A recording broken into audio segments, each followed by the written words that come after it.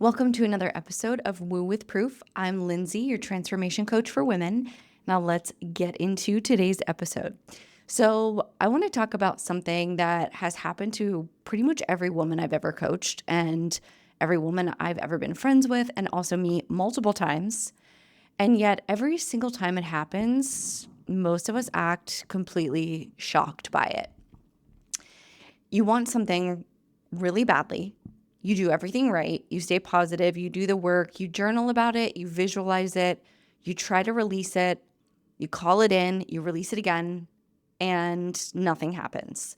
Months go by, maybe even years go by for you. And it starts to feel like either the universe has it out for you specifically, or manifestation is just something that people say to sell courses to you. Or maybe you're just broken in some particular way that means that this doesn't work for you. And then you get tired, or life gets busy, or something else comes along and captures your attention, or you just one day genuinely stop caring about it as much as you used to. You're not even doing it on purpose. You just kind of run out of bandwidth for the wanting. And then that's the moment. That's the exact moment that the thing shows up for you. Whether it's the relationship, the client, the opportunity, the money, the call that you've been waiting on, whatever it was, it appears in the window of you're not looking. And everybody says to you, you just had to let it go. And you laugh and you nod. And somewhere underneath all of that, a part of you is genuinely annoyed because that is not an explanation. And you deserve an actual answer as to what the heck is going on here. So that is what today is. Today, I'm going to give you the actual answer, the woo, the science, the psychology, all of it, because I think when you understand what's really happening, when this happens, it changes the way that you operate. It changes what you chase and what you hold, and it changes who you're being while you're waiting for the thing to show up. Now, let's start with the woo first, because that's what this podcast is all about. So I think the woo is actually the more complete picture here, and the science is going to come in and add layers to it later. That's always how we do it on the show, right? The science isn't the authority on the spiritual. It's just the part that we can actually measure, and it's helpful for our brains to have both. So let's talk about what's actually happening energetically when you really, really want something. There's actually a frequency to needing. And if you've ever been around somebody who really needed something from you, whether it was your approval, needed you to like them, needed the conversation to go a certain way, you know exactly what that frequency feels like. It has a quality to it, and it's kind of like a density or a pull. And even when that person is doing everything, quote unquote, right, they're saying the right things, they're being charming, you can still feel it. It's underneath everything. And that's not a vibe that you invented. That's a real energetic signal. And people feel it because we are at our core energetic. We're energetic beings that are having a physical experience. And we're way more porous and perceptive than we actually give ourselves credit for. We can pick up on things that we can't always name or understand, but we feel, right? So now to extend that to the universe, to reality, or to however it is that you conceptualize this intelligent field that we are all operating inside of. Now, if you believe, like I do, that reality is participatory and that it's responding to us and we're all in a constant conversation with it, whether we know it or not, then the signal that you're sending out while you're in the grip of needing matters tremendously. And here's the thing that I think gets missed in a lot of manifestation conversations. Needing something isn't the same as wanting something. Wanting is kind of a cleaner vibration. Wanting is sort of that, oh, I would love to have it. I'm open to it. I'm moving in that direction. Where needing is really a contaminated energy. It's got fear in there. It's got lack. It's got the feeling of, I'm not okay without this underneath it. And that not okay without this is actually a really strong broadcast. It doesn't matter what you put on your vision board. It doesn't matter what affirmations you say. That underlying emotional truth is really the signal here. So when you're in a desperate wanting place, what reality is actually receiving from you is not, oh, please send me love. It's, I don't have love. I'm someone who doesn't have love. Please confirm this for me. And then reality, bless its heart, is very good at confirming your dominant signal, as we know. This is why across every single wisdom tradition, and I mean every single one, this is not a new age invention, non-attachment is considered one of the most foundational spiritual practices and principles. Buddhism, Stoicism, the mystic Christian tradition, Taoism, the Vedic texts, all of them in their own language are really pointing to the same thing, right? The grip is the problem, not the desire. It's the grip. And I think the reason that this principle has survived thousands of years across completely separate cultures is because it works and people notice it. That's why they keep teaching it. It's got encoded into entire spiritual systems because generation after generation of humans have observed that the thing that you need the most is the thing that you're least likely to get when you're in the needing. Now let's talk about why. Because as you know, I love to explain the mechanism behind things because I think when you understand that, it actually helps you to shift and to release the grip, right? You stop wanting or you stop waiting for it to happen rather, and you start creating the conditions for it intentionally. So let's start with the neuroscience here. The reticular activating system, we've talked about this before. And if you've never heard of this, it's going to rearrange some things for you. So the RAS, which is known as, is the network of neurons that lives at the base of your brainstem. We talked about this in a previous episode. And it's essential for your brain's filtering system. Your brain is receiving something like 11 million bits of information per second from your environment, from your body, from everything around you. And your conscious mind can only process about maybe 40 to 50 bits per second. So your brain really has to decide constantly what makes the cut, what gets your conscious attention, and what actually gets filtered out. The RAS is the thing that does the filtering. And it doesn't necessarily filter based on what's objectively important to you. It filters based on what you've told it matters. So it's going to show you more of whatever is emotionally significant to you right now. This is why when, let's say you're pregnant, you suddenly see pregnant women everywhere. They were always there. Your brain just started flagging them. And this is why when you buy a specific car, you start seeing that car everywhere.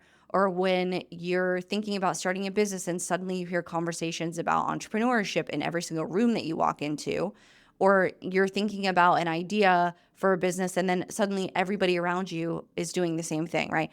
The world didn't change. It's just that your filter did, your perception did.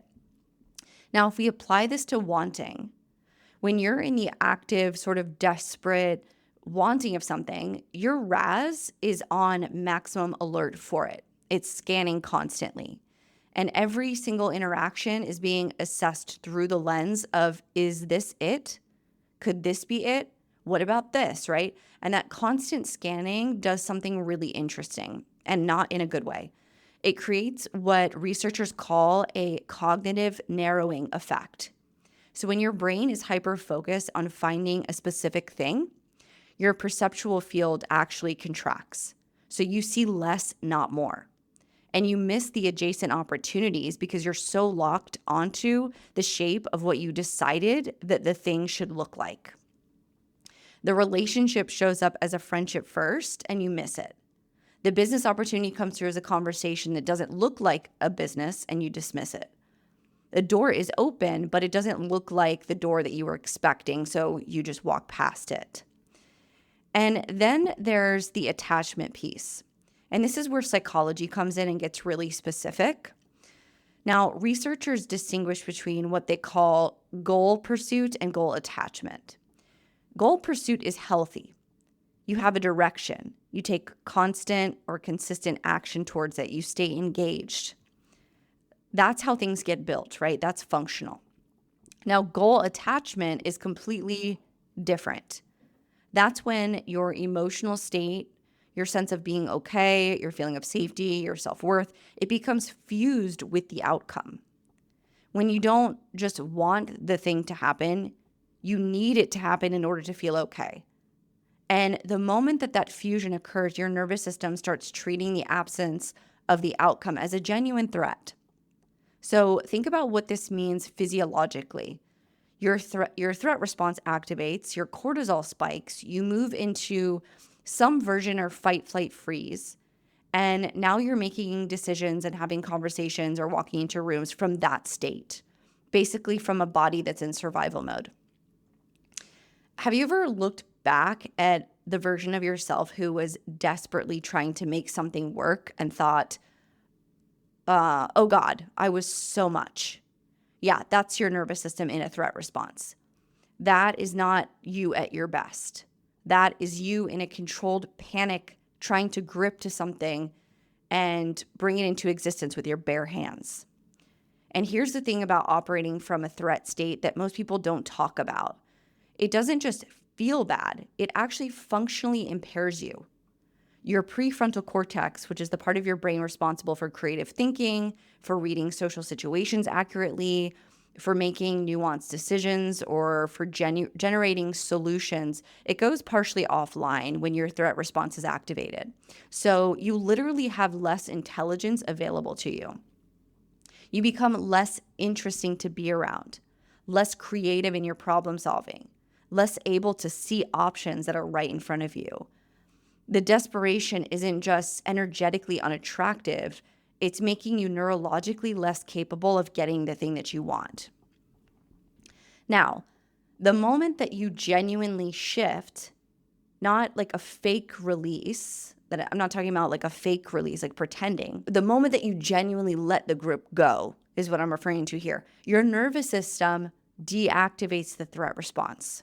Your cortisol drops, your prefrontal cortex comes back online, your perceptual field expands, your RAS recalibrates and starts showing you the things that you were too narrowed in to notice before. And this is the part that gets called magic. Because from the outside, it looks like the universe just suddenly decided to cooperate with you. But what actually happened is your brain stopped blocking its own vision. You become available to see what was already always there. Okay, I want to take a little detour here because I think this is a piece that almost never gets talked about, and it explains why letting go is so genuinely hard, even when you intellectually know that it would help you. And it's dopamine. We think of dopamine as the pleasure chemical or the reward chemical, but that's not actually quite right. Dopamine isn't released when you get the thing. Dopamine is released in the anticipation of getting the thing. It's the wanting neurochemical, not the having one. And this is by design, right? In an evolutionary way, it made a lot of sense to have a system that kept you motivated to pursue things, whether it was food, shelter, connection, by making that pursuit itself feel kind of good, right? So the anticipation, the chase, the almost having, that's where the dopamine actually lives.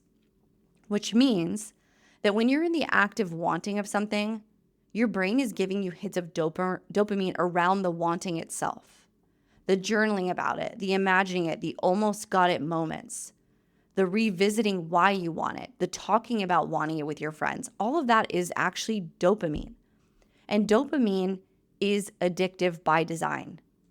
So part of why letting go is so hard is that you're neurologically rewarded for staying in the wanting. The wanting feels like something. It feels like momentum, like hope, like you're doing something. And the release, the actual genuine not caring, that feels like nothing at first.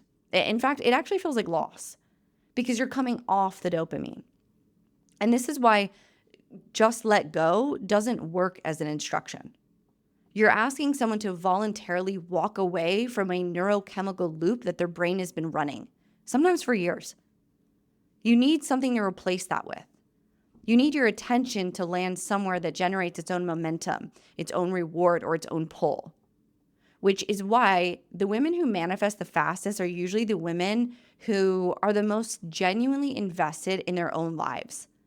Not as a strategy, but because they actually have things that light them up. The wanting has somewhere else to go, right? All right, let's go to the place the physicists get nervous about and that I get very excited about. And this is the observer effect, right? We've talked about this before, but in quantum mechanics, particles exist in what is called a state of superposition before they're actually observed. And it basically just means that they're not in one defined state, that they exist in a wave of probabilities or multiple potential realities at once.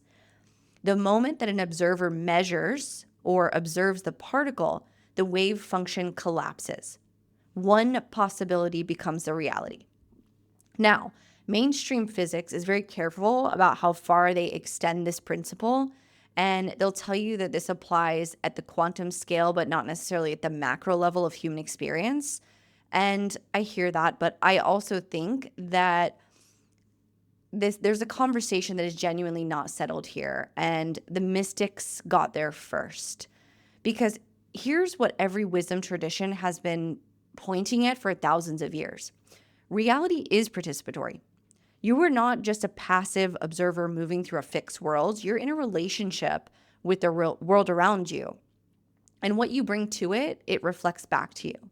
What you broadcast, it amplifies. And the very nature of your observation, meaning the quality, the frequency, and the emotional charge behind it, it actually matters. And I think the observer effect is one of the places where physics and spirituality are looking at the same thing from different angles. The spiritual tradition says your consciousness shapes your reality, and physics says observation collapses possibility into specificity. Now, both of those are saying that the act of perceiving is not neutral. So what does that mean then for the thing that you've been gripping to? Well, when you're in the energy of desperate need, your observation of realities collapse. You're basically holding one rigid possibility, which is the specific shape that you decided the outcome needs to take. And you're essentially measuring everything against it. The wave function of your reality is collapsed into a very small, very fixed point.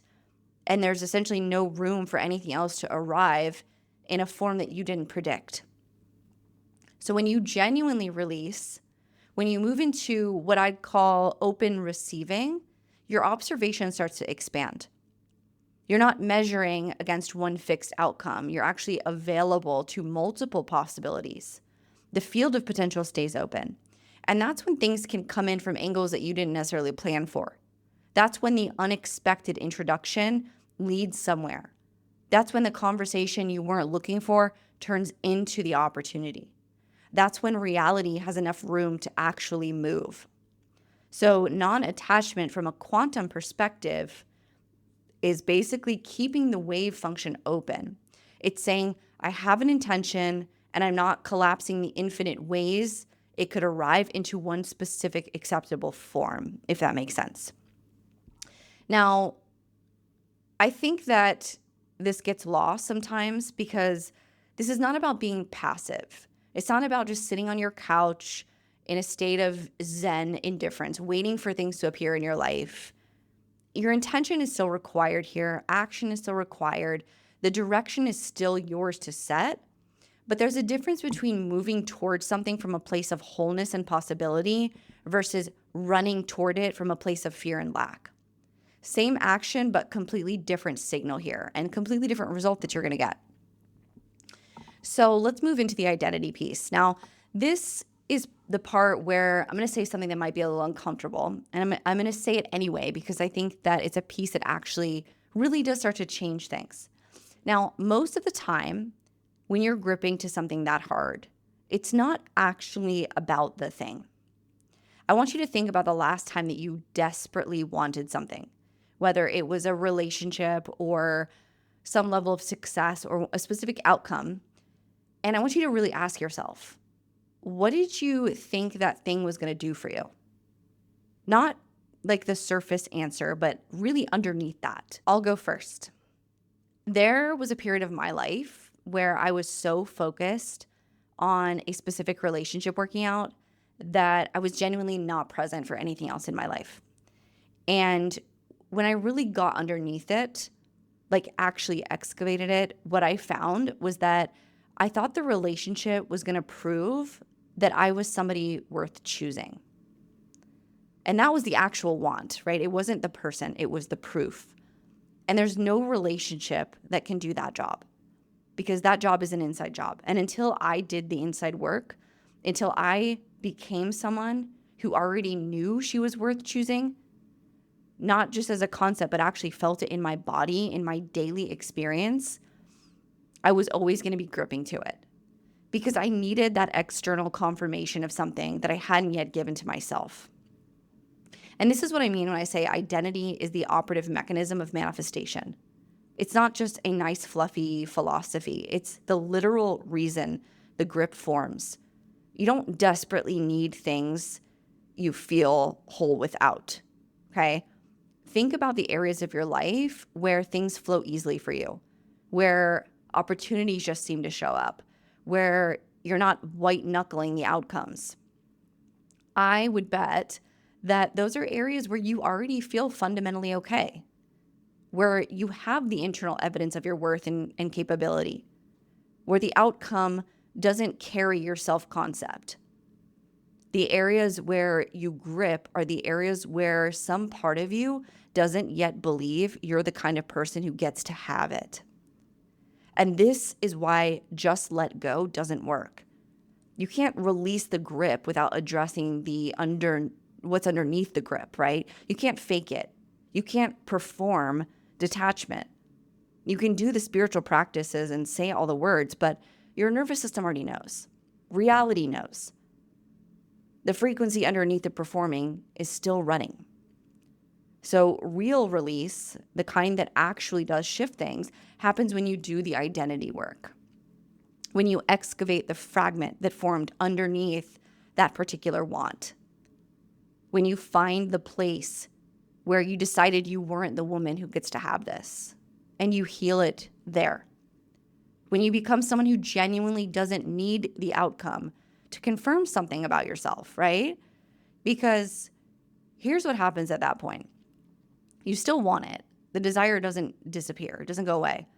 But the charge changes completely. It goes from, I need this in order to be okay, to, I would love this. And I also feel fine either way. And that shift is not a small shift. That's a completely different signal. It's a completely different relationship to the outcome. And reality responds to it in a different way because you're different. Now, the letting go is not the work. The wholeness is the work. The letting go is what happens when you get there. So here's what I want you to take away from today's episode. The next time something shows up, the moment that you stop chasing it, I want you to resist the urge to call it a coincidence or just a cute story for your manifestation journal. I want you to actually understand what happened here. Your nervous system deactivated its threat response, and your prefrontal cortex came back online. Your RAS stopped narrowing your perception and started actually showing you what was available to you. Your dopamine loop broke, and you stopped being addicted to the wanting. Your quantum observation opened up and stopped collapsing the field of possibility into one rigid shape. And underneath all of it, your identity stopped requiring that specific outcome in order for you to feel whole. So reality finally had something solid to meet. You didn't get it because you stopped caring about it. You got it because you stopped needing it to prove something about you. And if there's something in your life right now that you feel like you're gripping to, something that you feel like you've been white knuckling for longer than you want to admit, I want you to get curious about that. And this isn't like a self-improvement project here, not another thing that you need to fix about yourself. I just want you to get curious about it. What does that thing represent to you? And what does not having it seem to say about you? Because that's where the actual work is. And that work is worth doing because, and it's not so that you can finally get the thing, although you probably will, but because you deserve to live in a body and an identity that's not organized around lack. You deserve to want things from wholeness instead of from fear. And that's what we're building here. So thank you for spending time with me today. And if this resonated, I would love for you to share it with a woman who's been maybe gripping hard to something for a long time. And she needs to hear this. So I appreciate you being a part of this journey with me, being here. And I would love if you enjoy these episodes, if you could subscribe and leave a review. It would mean so much to me. And I look forward to seeing you in the next episode. Bye, guys.